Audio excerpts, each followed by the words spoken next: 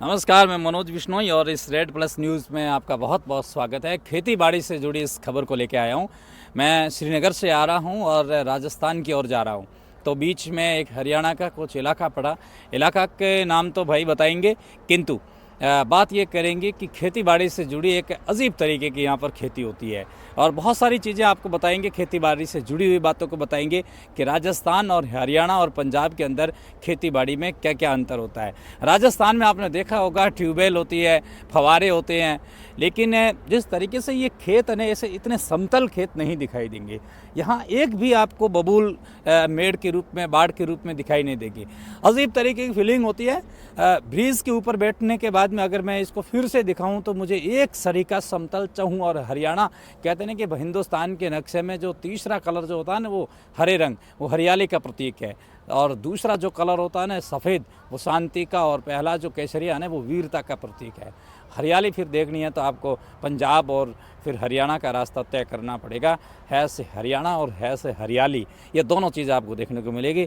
हम श्रीनगर से राजस्थान की ओर जा रहे थे, सड़क के किनारे हम इसलिए रुके क्योंकि हमको चहूँ और हरियाली दिखी। एक भाई बंधु जो सामने उधर उनका झूम करके बताए वो उनका घर है, वहाँ से हमने इनको बुलाया। ये इनका खेत है कि इनका क्या है। और इधर मैं दिखाऊंगा कि ये पानी है ना, सिंचाई का माध्यम बस यही है। कैमरामैन इनको बताएं ज़रूर, इनको आप ज़रूर बताएं।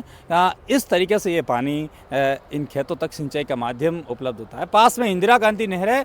भाई से भी चर्चा करते हैं। ये देखिएगा कि एक थर्मस है चाय का, और अभी यहाँ कुछ ये कर रहे थे।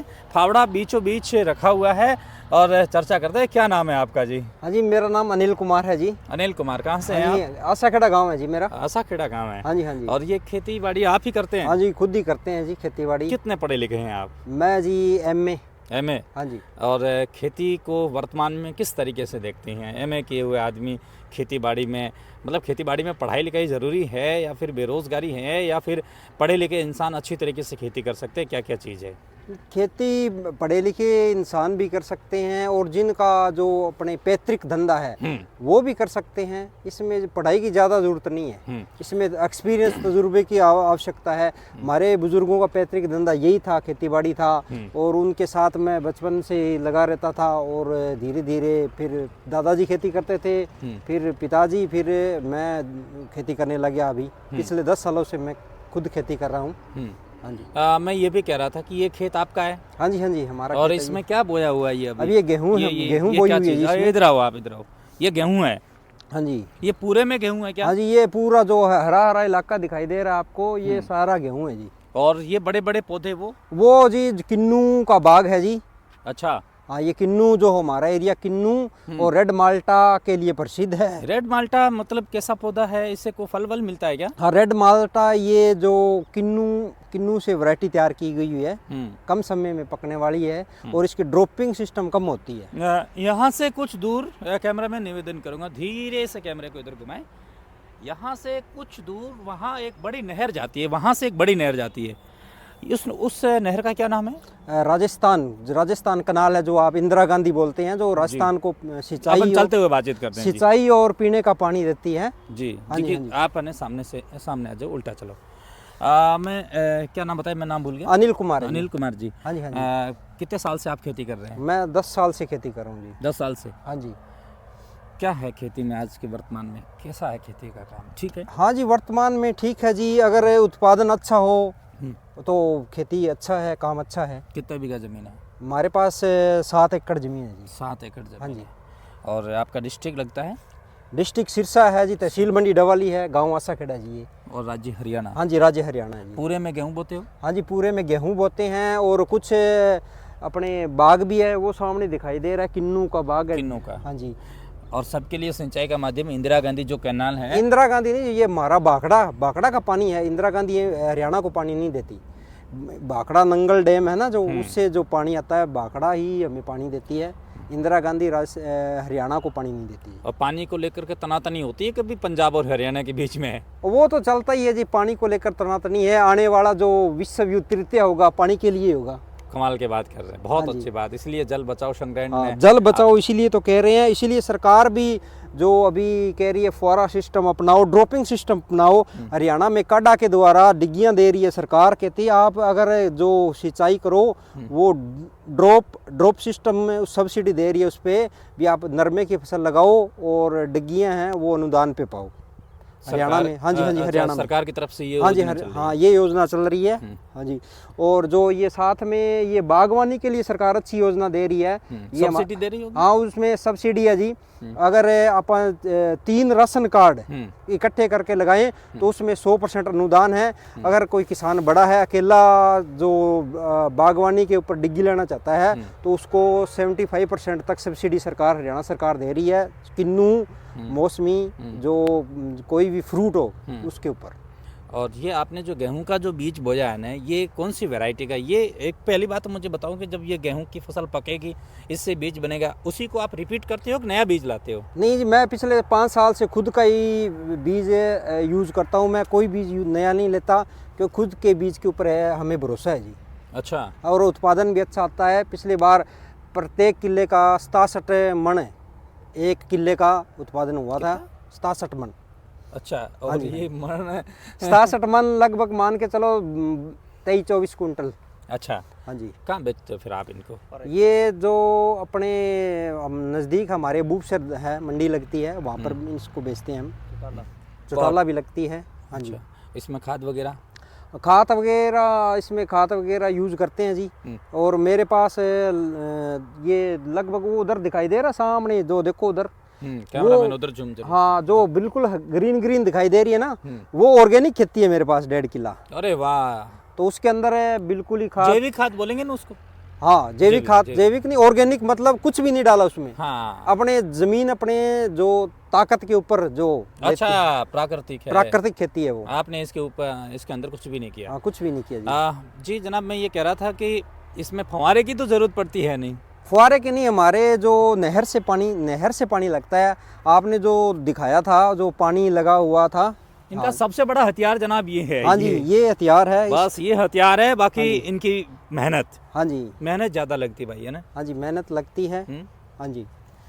सरकार क्या कहती है कि किसान ही में उत्कृष्टता ला रही है सरकार, या किसान, हरियाणा का किसान पुराने ढर्रे पर चल रहा अभी भी? किसान खुद भी एक्टिव हुआ है पहले से, और सरकार भी जो अच्छे अनुदान दे रही है। जिस तरह अपने जो चावल की खेती है, वो सरकार कहती है पराली मत जलाओ, वायु पोल्यूशन होता है। और इसके ऊपर सरकार जो सुपर सीडर रोलर दे रही है गांठे बनाने के लिए, ट्रैक्टर पे सब्सिडी दे रही है, सभी पे सब्सिडी दे रही है। ठंड नहीं लगती आपको? ठंड अभी खेत में लगे हैं, खेत में कौन सी ठंड है जी? अरे यार, मुझे तो बहुत ज्यादा ठंड लग रही है। ना, खेत में काम करते हैं, फावड़े से ठंड दूर हो जाती है। अच्छा। बहुत ठंडा पानी भी तो आता है भाई? ठंडा पानी करना ही पड़ेगा जी। हाँ जी, जय जवान जय किसान इसीलिए थोड़ी बोला गया है। जो सीमा पे सियाचिन में डटे हैं अपने जवान, उसी तरह किसान भी अभी ठंडी रातें हैं। रात का टेम्परेचर बहुत ज़्यादा ठंड थी, रात कोहरा जमा हुआ था, बर्फ जमी हुई थी। तूड़ी ये सुबह में आया था जल्दी खेत में, तो बर्फ जमी पड़ी। क्या बोलते हैं आप उनको?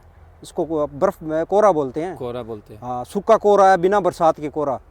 तूड़ी क्या चीज़ है? जो ये गेहूं है, इसका भूसा जो पशुओं को खिलाते हैं। अच्छा, उसको तूड़ी बोलते हैं? हाँ, इसको तूड़ी बोलते हैं। अच्छा, ये है। ये तो लास्ट ईयर का है आपके पास? हाँ जी, लास्ट ईयर का है। अभी ये जो 5वां महीना मई के अंदर है, नई उत्पादन होगा इसका। हाँ, ये पिछले साल का है। ये कह रहा था कि सरकार तो चलो अनुदान देती है, इनके साथ में ये कह रहा था कि फसल को आप बार बार फसल चक्र के द्वारा मतलब बदल करके बो रहे हो क्या? हाँ जी, फसल चक्कर है। मैं खेती करता हूँ, मेरे पास जो आधी खेती होती है, मैं गुवार की करता हूँ, फिर उसको ना मिट्टी के उसको अंदर ही मिला देता हूँ। और अगर उत्पादन अच्छा दिखता है तो उसका उत्पादन ले लेते हैं, वरना उसको अंदर ही मिला देते हैं। जिस तरह इस बार मेरे 4 एकड़ के अंदर गुआर था, उसको मैंने अंदर ही मिला दिया, उत्पादन नहीं था उसका। यहाँ जो पानी आ रहा है ना, इसमें इसको आप क्या बोलते हैं? हाँ, इसको खाल बोलते हैं हम। खाल। हाँ जी, ये जो सामने दिखाई दे रही है बड़े बड़े वृक्ष है, वो नहर है। बाकड़ा से मेन ब्रांच की सब ब्रांच है, ये नहर बोलते हैं इसको हम। नहीं, आपके इसमें पानी के लिए आपने पीछे मोटर का इस्तेमाल कर रखा होगा? मोटर नहीं, ये नहर का पानी चल रहा है, डायरेक्ट आ रहा है? हाँ जी, डायरेक्ट आ रहा है। नहर का पानी ये आ रहा थोड़ा फ़ायदा है कि बिजली का बिल वगैरह। अब फ़ायदा तो है ही है, अगर ये जो अच्छी बरसात हो, पीछे डैम के अंदर है, सफाई हो, डैम के अंदर पानी हो, भी सरकार कह रही है जो हमारे पास है पानी नहीं है।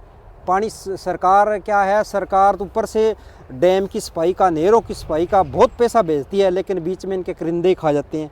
जो डैम की अगर टाइम टू टाइम सफाई हो तो पानी, बहुत ज़्यादा पानी है अपने बरसात का, भारत के पास है, बहुत ज़्यादा पानी है। अगर इनको स्टॉक किया जाए तो किसान, ये नहीं है भी किसान को फुहारा सिस्टम करना पड़े और बोर का प्रयोग करना पड़े।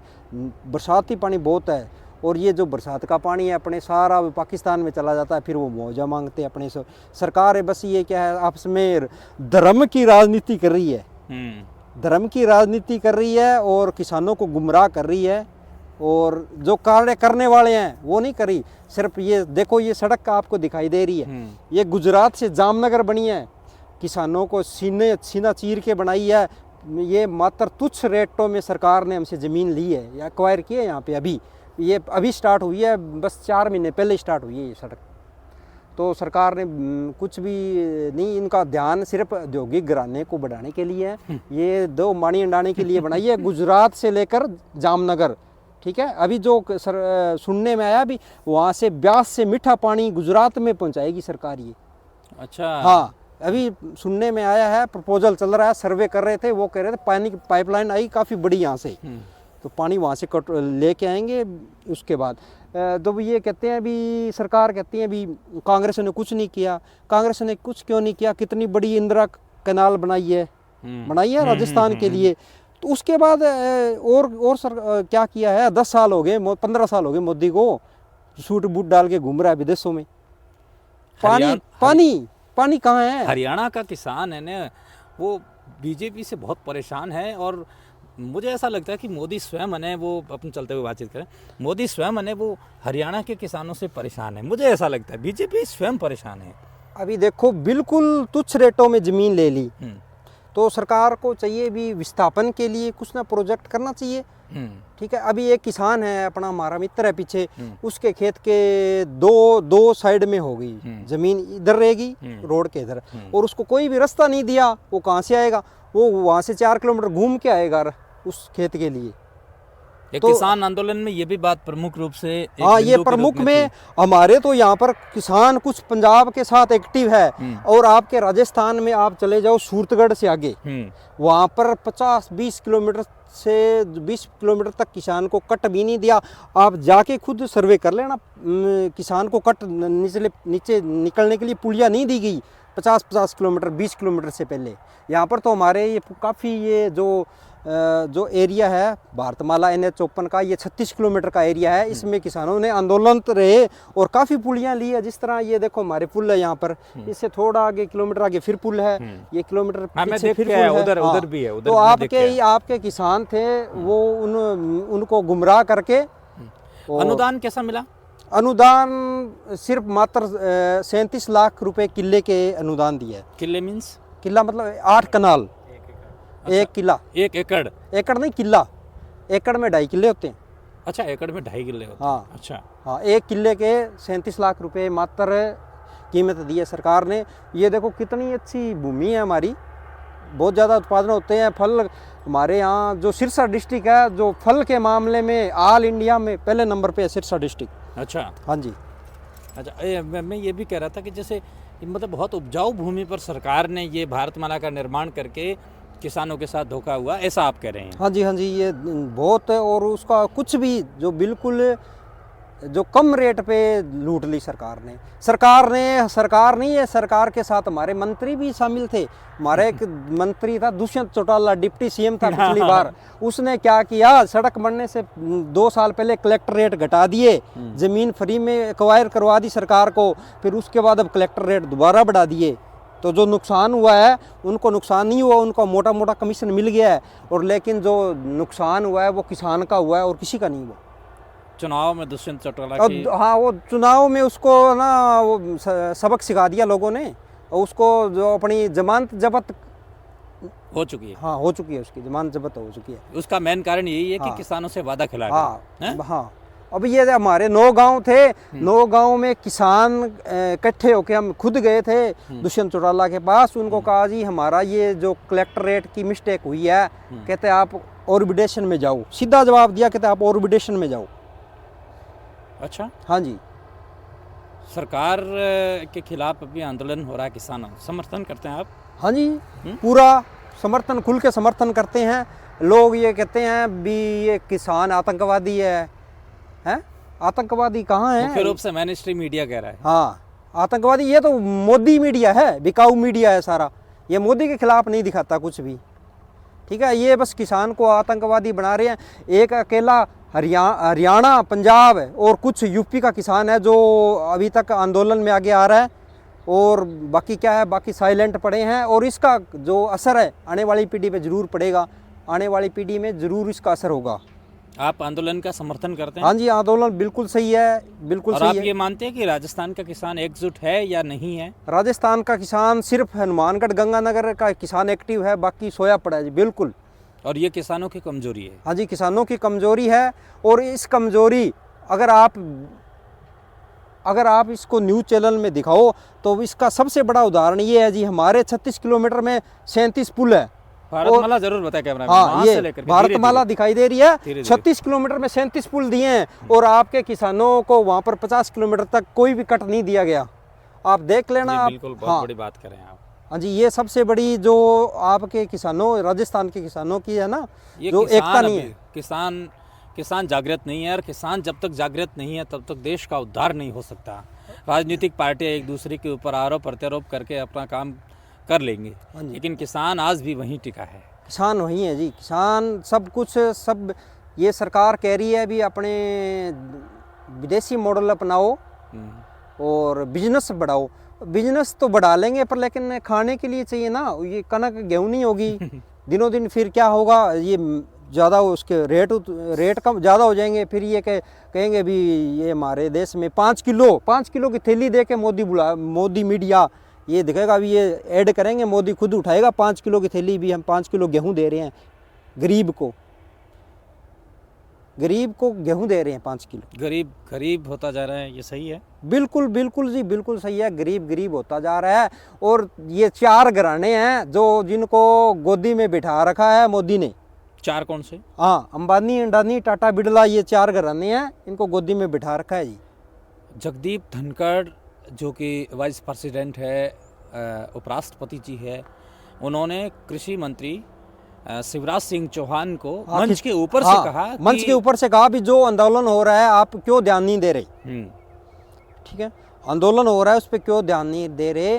तो अभी मैंने आपको बताया है भी जो हरियाणा का डिप्टी सीएम था उसको मोटा कमीशन मिला है, वो तो कृषि मंत्री है, उसको तो बहुत बड़ा कमीशन मिल रहा है सड़कों से। अभी एक जो रोड यहाँ से डवाली से पानीपत के लिए फिर निकाल रहे हैं, डवाली से पानीपत के लिए फिर रोड बना रहे हैं। हरियाणा किसानों के साथ में है, और किसान बीजेपी के साथ में फिर क्यों है, ये मुझे समझ में नहीं आ रहा। ये बीजेपी के साथ किसान कुछ नहीं है जी, ये गड़बड़ घोटाला है जी इसका।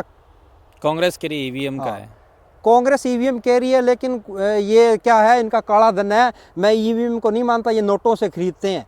ये जो गरीब जो बैंक है ना उसको वोट को रोकते हैं, और जो अमीर जो पैसे वाले हैं वो इनके साथ है। चुनाव कौन लड़ा था पिछली बार यहाँ से?